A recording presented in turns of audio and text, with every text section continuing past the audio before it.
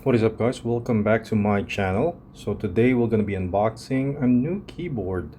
So give up na syempre sa thumbnail, pero meron tayong bagong keyboard. So it's been a while since we purchased, or since I purchased a new keyboard for myself.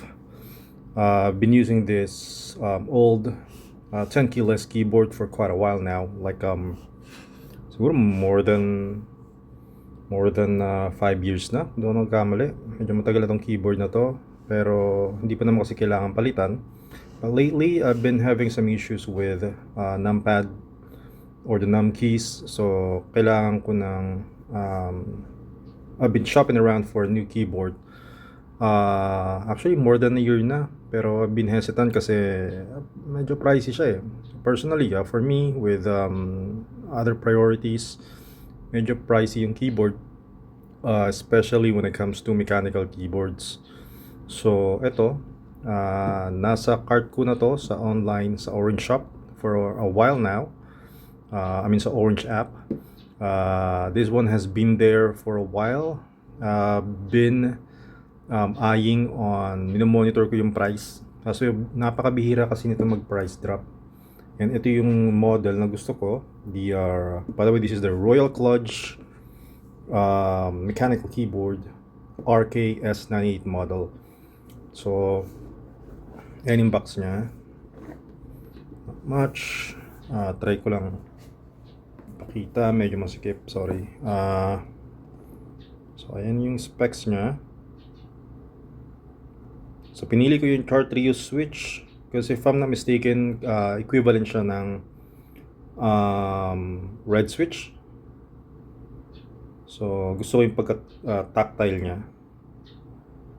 So original naman siya. And by the way, I just ordered this keyboard yesterday and dumating agad siya. So parang overnight lang yung shipping from the time na in-order ko siya. So okay na okay. I chose this color. Kalimutan ko yung tawag nila specific rito, pero ganda ng kulay eh. May pagka-classic siya or retro yung vibes niya. Pero yun nga, I'm really into retro styles eh. So nagandahan ako sa kanya. The keyboard that I've been using was this one. Let me just show you. So Royal Kludge din siya, pero mas maliit siya, compact. So you can use this, by the way, for Bluetooth, wired connection, and 2.4 wireless gigahertz. 2.4 gigahertz. So okay siya, may kasama siyang dongle there. Pero I mostly use it wired kasi hindi ko naman, wala naman ako ibang device. Pero this has been a very trusty keyboard, solid in built. Hanggang ngayon gumagana siya ng super okay. So minod ko na siya actually. Yung foam, and then nilog ko yung switches.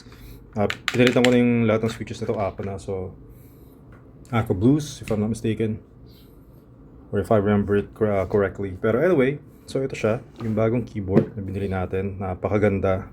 Unboxan natin, hindi siya sealed, no? So parang ganyan talaga, wala siyang any kind of seal. So buksan natin yung box. Sa pang gusto ko rito sa Ako. So Royal Kludge, their boxes are, makes it looks or feels premium yung product nila. Makapal yung boxes, maganda. Not much. I'm gonna set this aside for now. And then here is the keyboard itself. Maganda sa kanya, meron siyang kasamang keyboard cover.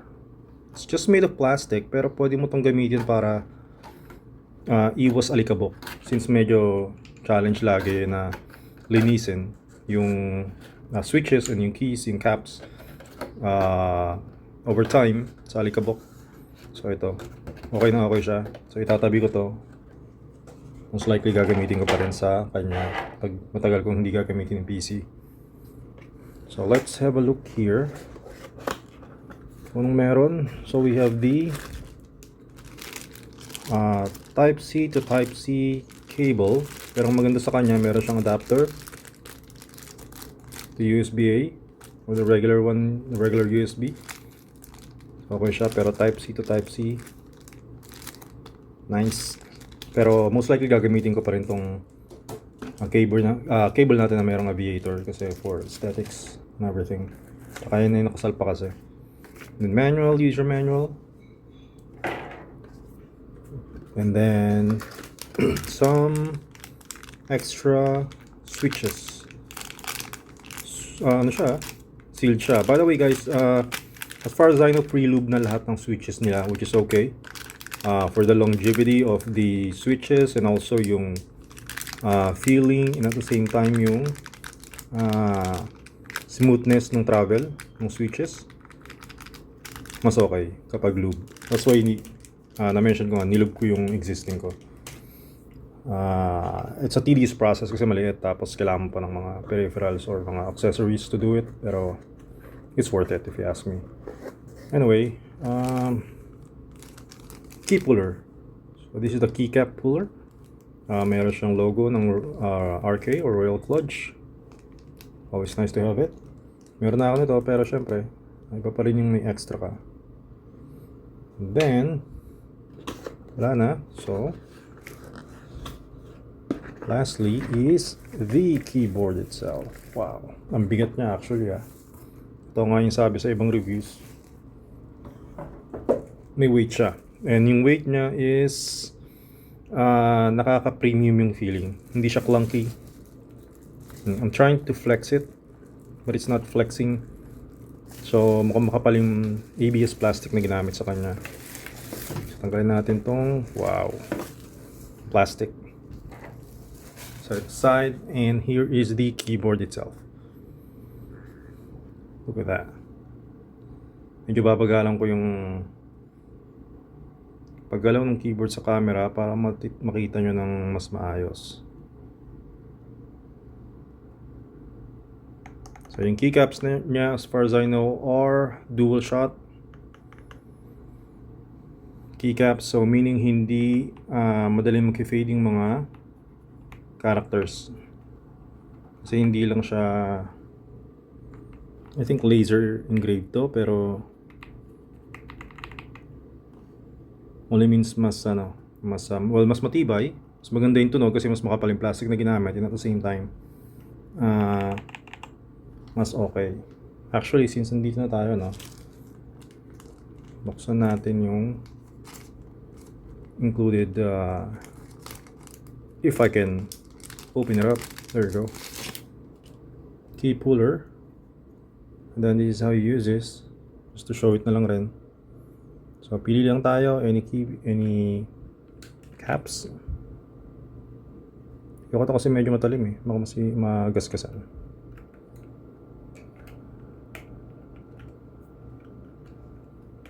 Okay, if I can get it inside, there you go. So ayun siya, double shot. Makikita mo, ibig sabihin dalawa yung plastic na in-inject dun sa mold. So you can see the green or gray. I think it's greenish sa personal ewan ko sa camera ko nag-register ng maayos, may pagka-green siya greenish or teal, ewan. Pero I like it.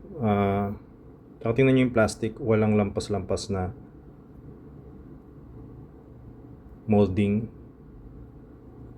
Yung makapal yung caps nya.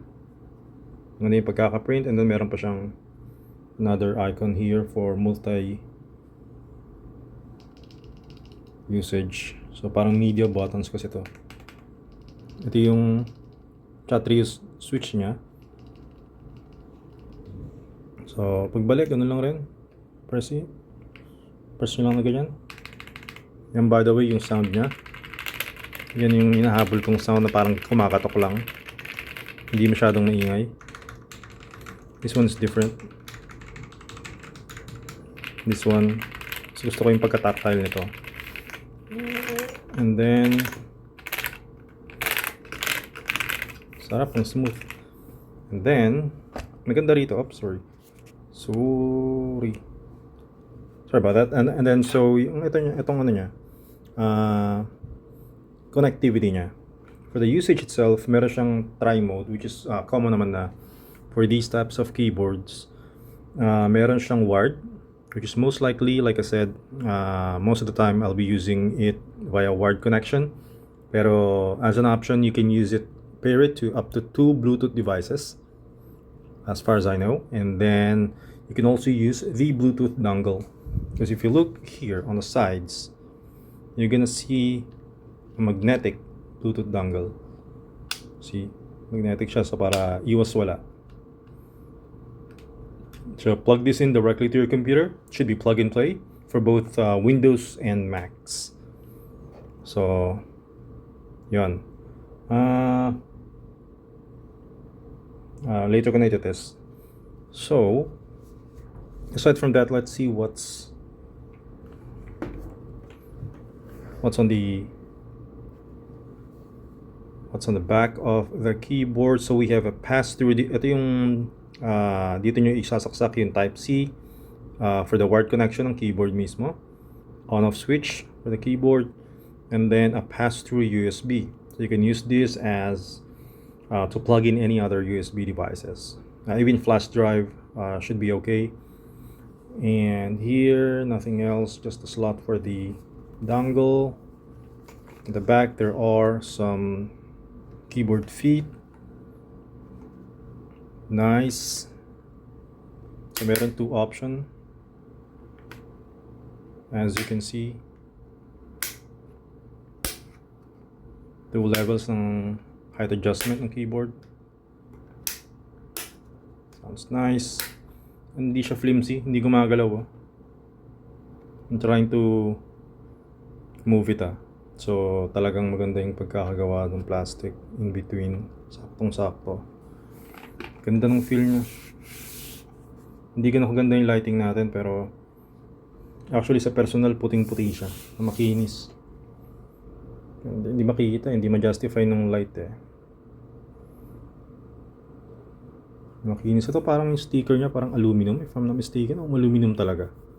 Parang brushed aluminum yung specs niya sa likod. And just to show you, tayo ng magandang angulo. Ayan. 300 milliamps max, 5 volts yung power input niya.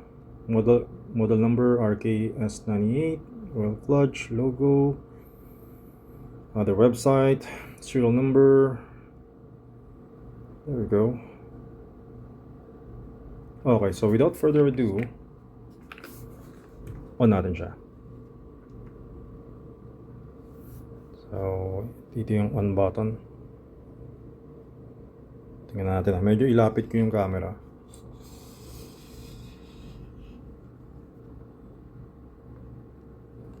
There we go. Okay. So on ko siya. Diba?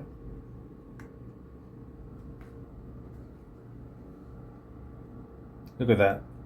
Royal Clutch logo. Yan. So yan yung isa sa selling point niya sa akin. Meron siyang built-in display. And then I've been eyeing on to have a keyboard na meron siyang knob, kasi ewan ko ba, kapag nakakatamad mag-adjust pa sa screen or through key combinations, meron namang option. Pero in the long run, parang nakakatamad lang gumamit pa ng key combination or i-adjust mo pa yung volume mo sa screen every single time na kailangan mong i-adjust yung volume ng PC mo. May knob din naman ako doon for the speaker, pero iba pa rin yung nasa keyboard na, kasi nandyan na yung kamay mo nandyan na yung mga daliri mo. So it's so easy for me to reach.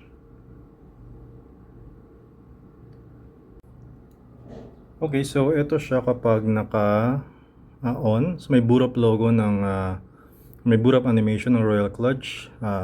Pretty cool. Right now, I think nakaset siya. May mga icon siya pero hindi ko masyadong maintindihan. So I'm not gonna discuss too much about the mechanical keyboard or the other keys, because that's pretty straightforward. Syempre keyboard, pare-pareho. Kakaiba lang sa travel, yung mga switches, yung feeling, ganyan. Focus muna tayo dito sa, syempre pasadahan natin ng briefly later, pero focus tayo dito sa mismong display niya, which is yung beta this time. Let's see. Okay, so ito yung display niya. We can see na mayroong date and time, nakaset sa military time. So Ito yung date ngayon, the 6th of May. Yung percentage ng battery niya, 63%. Yung time, around 1:52 p.m. Yup. And then naka-Windows mode siya kasi nga may compatible siya on both Windows and Mac. So, yeah, I believe Windows mode yan.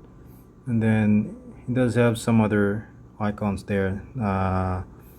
Let's see what it's about. So, ito yung knob niya. Kapag tinurn natin siya clockwise or counterclockwise, yan, i-control niya agad yung volume nung device nyo, either yung laptop or nung desktop nyo. Pero kapag pinindot muna natin siya, here we go. So, ito yung mga functions niya. First up is yung Bluetooth. Actually, hanggang 3 Bluetooth devices. Nice. Okay, akala ko dalawa lang. And then yung 2.4 GHz mode, as you can see. Medyo maliit pero readable siya in person eh. And then yung wired connection, USB mode. That's the one that we're gonna use most of the time. Home. So time. Okay. So pipili ka kung anong gusto mo. Kung time or GIF. Ito yung default niya, animation ng Royal Clutch, pero I believe pwedeng palitan yan. Kailangan mo lang gamitin yung software. Install sa PC mo and then that should do it. So talagang immediately kapag left and right lang ang ginalaw mo dito sa knob, turn mo siya clockwise or counterclockwise, volume lang, which is okay na okay sa akin yun kasi yun ang ang gamit nitong knob talaga para sa akin most of the time. But ang maganda rito is yung features niya is ko-control mo na, or yung settings niya magagawa mo na, if not all, mostly just by using the keyboard itself. Hindi mo na kailangang i-install yung application. So okay na okay sa akin yun kasi ibig sabihin marami ka ng settings na mababago nang hindi mo kailangan mag-navigate dun sa PC. Kasi paano kung nakakonekto sa ibang devices like your laptop, kung nakakonekto sa both PC mo or sa desktop, and then nakakonekto sa laptop, and then sa tablet or so. So, di ba? Itong keyboard na lang dadalhin mo since wireless siya, connect mo lang via Bluetooth, or kung merong available USB port, then you can use that as well. So, tayo. Anong mangyari pag pinindot? Linking. Okay. Nagsisearch na siya. Okay. So, ayun. Actually, nagpop up sa PC ko. Na-detect ng PC ko. Okay. Layout. Ayun. Okay. So, ito yun. Lumalabas kanina. Winner Mac. Yun nga siya. Pag Mac, magiging Mac yung layout niya. So, kapag pumunta tayo ay zoom here. Kailangan muna natin palitan yung home. Back to time. There you go, Mac 9 nakalagay. So meaning yung layout ng keyboard niya, though wala siyang included ng mga keys for Mac So Windows kasi yung primary niya, pwede kayong bumili, may nabibili ng mga keys for Mac. Yung mga characters, I mean, so pwedeng palitan. Pero again, yung kasama sa package niya, or just regular Windows, the default one. Windows based. Okay, balik natin dyan. Mas gusto ko yung ganyan clock lang. Yung animation depende sa mood siguro, pero most of the time yan. Layout, effect. Okay, so ito yung effect ng lighting. Skip natin muna siya. Bright, color, okay. Brightness, speed. So, makontrol na lahat. Language. Chinese. Hindi ko alam kung ano iba, hindi ko na mabasa yan. Pero, siyempre, doon tayo sa English. Return. So pretty straightforward yung controls niya. Actually ayos, okay sa akin to kasi simple lang, madaling intindihin. Speed, ito yung bilis ng, yan, nakita nyo nag-flicker yung light, yung RGB niya. Siyempre RGB backlit tong keyboard. Nasa inyo kung 80% speed, 100%, depende sa light pattern na pipiliin nyo. So set lang natin siguro around 40 for now just to see the difference. Brightness, ito gusto ko. Okay, that's nice. Siguro 40, okay na rin sa akin yan. For now, color. So you can choose from different pink, cyan, white, RGB. Just for the sake of the video, let's set it to RGB para makita rin natin yung saan ng konti yung brightness, yung speed. Lagay natin sa 80 para makita lang natin yung effect nya. So kita nyo naman from here, nakaset siyang ganyan. And believe me guys, mas maraming customization options when you use the software ng Royal Kludge. Hindi siya ganun ka intuitive, pero straightforward naman yung nagamit ko na siya before since RKD naman yung gamit natin before. Pero mas maraming options dun. So layout now. Effect, ito yun kanina, in-skip natin. Effect 12, what happens? Okay, ayan. Hindi ko alam yung tawag pero number lang kung kasi nandito. That's the other one. So yung mga options niya.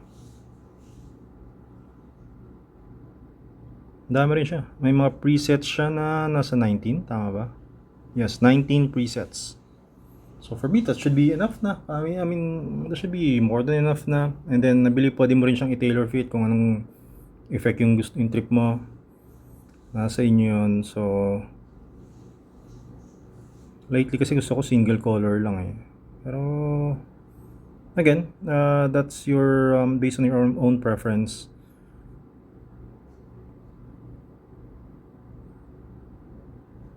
Yung mga effect niya. May mga tawagin actually, hindi ko lang syempre kabisado since number lang yun nandito. Tapos muna natin siya dyan. Hindi, masyadong magulo. Here we go. Set natin sa 15. And then yun na, no? Actually, that's it. So, ang dali lang niyang control and return. Balik na siya dyan. Yung connectivity niya nasa Bluetooth 1. So, let's try natin yung dongle 2.4. Where's the included dongle? Here we go. So it should be plug and play. Select natin yan. Success, ganun lang kabilis mag-pair. And let's see. Ayun na, gumagana na siya.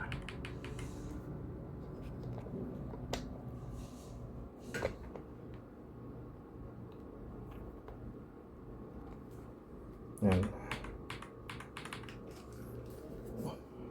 Pili natin Windows keys sa keyboard.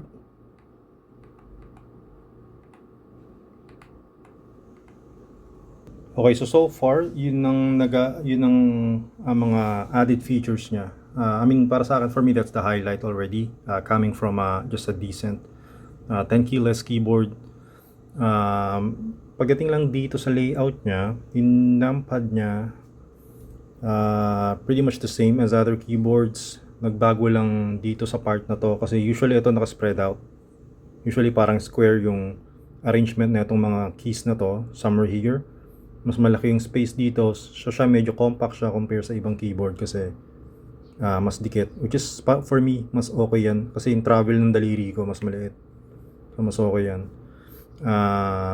Syempre again, kanya-kanyang preference yan. Kanya-kanyang kung saan kayo komportable.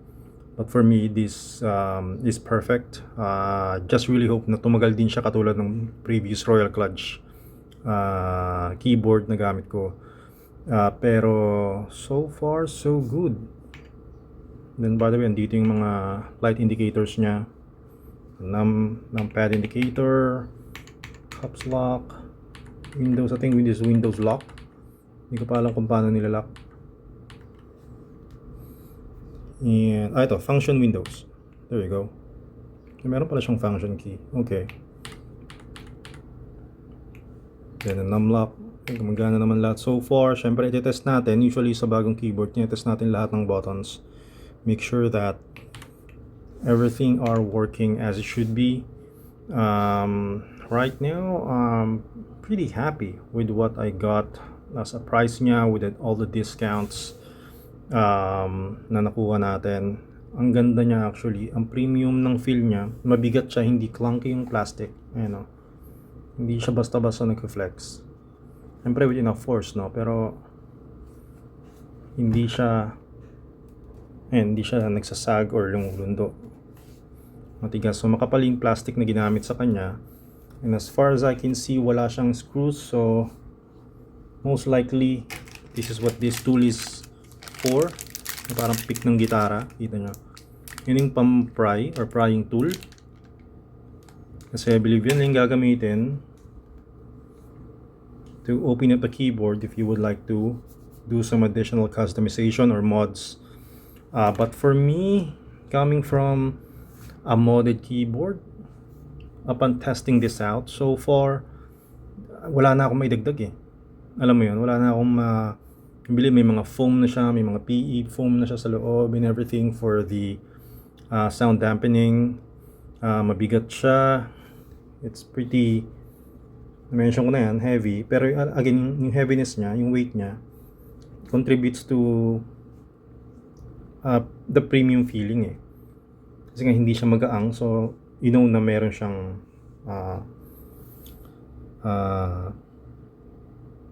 mga parts niya, mga internal parts niya are premium enough.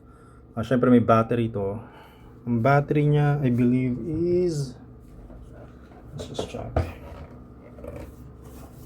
real quick. If not, flash ko na lang sa screen. Alam ko nasa 3,000 milliamps if I'm not mistaken. Pero flash ko na lang sa screen. Hindi ko makita right up front, pero yun. I think it usually lasts sa mga tests around 3 to 4 days. Depende kung nakatodo yung mga RGB. Ako naman hindi ko tinotodo. Medium settings or about low enough lang to illuminate the keys, especially during low light. So yun. What else? Ganda ng feeling niya. Yung plastic solid oh. Ano ko lang sa kanya is sana, alam ko na mention na rin to ng iba, pero yung time niya is only set to military. Hindi siya napapalitan.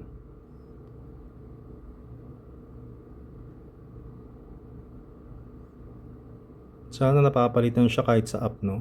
Sa software. Pero plus sa akin to, 3 Bluetooth devices, oh. Nice. So what I can do actually, since meron akong gamit na wireless mouse, meron din tong dongle, tong MX Master. Pwedeng dito ko na lang i-plug kung nagtitipid ka ng USB port dito sa pass-through niya. So dyan na lang siya makikishare ng connection. Then plug the dongle na itong mouse natin. Since minsan nagkakaubusan talaga ng USB port. Marami kasi akong peripherals na nakasaksak, pero yeah, that's an option. So yun yung advantage ng may pass-through USB port. So by the way, ito is for, let's see, USB cable. Okay. So this is for, this switch by the way, bago natin makalimutan, is for switching the modes, yung connectivity modes niya. So if I switch that 2.4,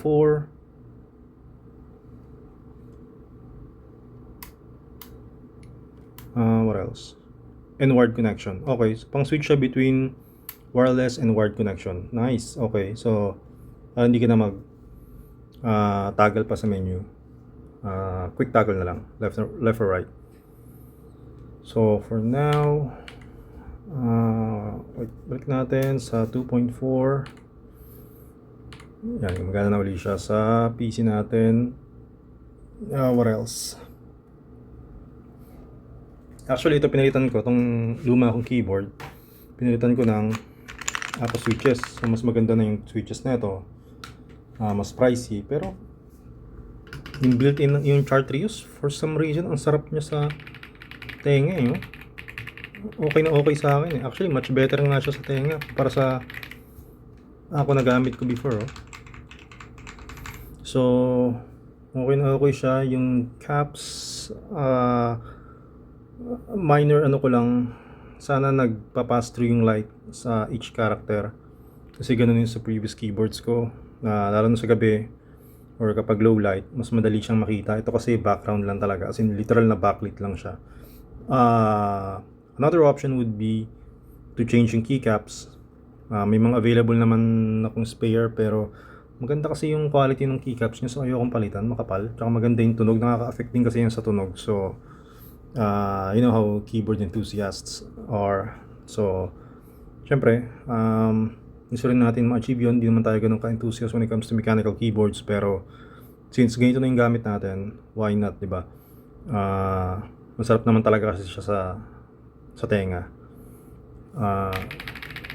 Ano, hindi siya clunky at hindi nagsishake yung mga keys niya na unnecessary shaking kapag pinipindot mo. Ganda ng travel ng switches from top to bottom, even the space bar.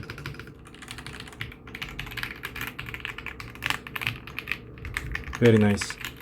So yun, masarap to matest siguro sa gaming, no? Yung mga FPS games kasi talagang yun ang mas mabibilis. Although nowadays I'm gaming using a controller, so that wouldn't matter much. But yeah, so far so good. I'm just gonna test this out, but as far as I can tell, this is a pretty nice keyboard among the other keyboards or mechanical keyboards in the market. Again, for the bang for the buck pricing, pangmasa pa rin yung presyo niya, mahal siya para sa mga non-enthusiasts, pero nasa 3,000 plus siya sa ngayon. So ang regular price niya is around 4,000 plus, pero may discount, so yung iba nakukuha ng much less. Pero ang tagal na natin naghihintay talaga rito, more than a year na. More than a year ko nang nasa cart to. Ad lang ako, hindi siya bumababa ng sobrang baba. And then last night, first time niya nag all-time low sa paningin ko. So I did grab the opportunity para makuha siya kasi gusto ko talaga siya, itsura niya. Actually yung S99, kung hindi ako nagkamali, mas malaki yung screen niya rito, pero the rest, mas gusto ko yung color scheme neto, pati yung design. Ayoko ng parang sobrang bulky ng screen na ang laki pa naman, pati yung knob nun ang laki Maganda rin, kaso mas, alam mo yun, may kanya-kanya tayong preference. Mas trip ko to, mas sleek, mas minimalist yung design. I got the knob, which I've been longing to have one in a while. This one doesn't have any knob buttons or any knob keys, so ito yung pinaka addition. Yung LCD actually parang nung una ang dating sa akin parang gimmick, pero hindi once nagamit mo na siya, ang sarap niya sa mata I don't think it's OLED though. Siyempre mas tipid sa battery kung OLED, pero TFT display, pero should be more than enough. Actually malinaw siya sa paningin kahit na anong angle, hindi nagbabago, hindi siya nagdi-discolor yung image nung texts. And yeah, so far so good. Overnight lang yung shipping niya, ang bilis, so salamat sa Orange app. And kompleto siya, plug and play, talagang gagamitin mo na lang. Tingnan nyo naman yung tsura, ayusin natin sa camera. I mean, that's beauty for me. So may pagka-retro yung vibes niya, sa totoo lang, lalo na kapag in color combinations niya. Yung iba kasi masyadong more on white and more on too much black naman. Black na tong keyboard ko dati. I want something different na mag-stand out kahit pa paano sa table natin. Ito yun napuluhan ko talaga. Ang tagal na nito sa cart ko. Nire-readd ko, nire-remove ko lang sa cart paulit-ulit kapag hindi nagbabago yung presyo. And at long last, finally nabili na natin siya. I will definitely enjoy using this no gizmo. Iba yung feeling niya Dati ganun din ako na parang anong difference niyan sa dome keyboards, sa rubber dome keyboards. And I'm telling you, it's a night and day difference. Ganyan din ako before, nagdududa ako na parang this is more than enough. It works, it lasts for a very very long time, lalo na yung mga hindi na magsabi ng brand, basta yung mga cheap na keyboards na tumatagal naman talaga. Pero pag nakagamit ka ng ganito, para siyang parang gumamit ng cellphone na non-OLED and then OLED display. Ganun yung difference niya. Parang ayaw mo nang bumalik. Upgrade talaga siya. Masasanay ka sa kanya, hanapin mo pati yung tactile feeling, pati yung sound, and then yung premium quality. Ito, Royal Clutch. This is not sponsored. Binili ko to using my own money. I'm not affiliated. Hindi naman tayo sikat. Pero talagang natutuwa ako sa brand na to. So far, mga binili ko sa kanila, hindi katulad ng ibang brand, lalo na yung mga pinopromote dito, hindi ko nasasabihin yung name. Pero sikat siya sa isang local PC store. Napakapangit. Talagang bigla na lang nasisira yung keyboard. Believe me, syempre, practical tayo eh. Ayaw natin bumili ng item ng nagsasayang tayo ng pera. But for this one, this keyboard that I've been using, although pinalitan ko yung keys, pero gumagana pa yung keys, original keys niya hanggang ngayon. Mas comfortable lang ako, mas gusto ko yung tunog ng Akko switches, pero gumagana pa siya lahat. Walang sira, walang damage. I mean, it even looks brand new. Lahat gumagana, pati yung lights, yung wireless connection, yung Bluetooth and everything, gumagana. Yung battery niya gumagana pa, naglalast pa ng ilang oras. So definitely a good buy and a good brand for me. In my case, this is definitely a 2 thumbs up piece of tech. So online na talaga narating ng technology, no, nowadays. Imagine a keyboard before, wala siyang ibang purpose kundi mag-input ka ng commands or keys sa PC mo. Ganun kasimple, di ba? Pero ngayon, aside from typing, because most of the time before, syempre, yung keyboard is only for typing lang. Ngayon, pwede mo nang may additional features na, pwede mo na makontrol yung volume, yung, not that you cannot before, but now more convenient way na makontrol yung volume, and then the other settings or media settings, media functions ng PC mo or ng any application sa PC mo. Nandiyan pumapasok yung mga macro keys and then other nifty features. So, ngayon meron na siyang backlit, mechanical and everything. Ngayon meron pang display. Imagine having a keyboard with its own built-in display like this. Pretty cool. So again, thank you so much for watching. I guess hanggang dito na lang muna for now. And yeah, looking forward to have a long time using this keyboard in the future. Thank you so much for watching. This is the Raven Vlogs. Peace.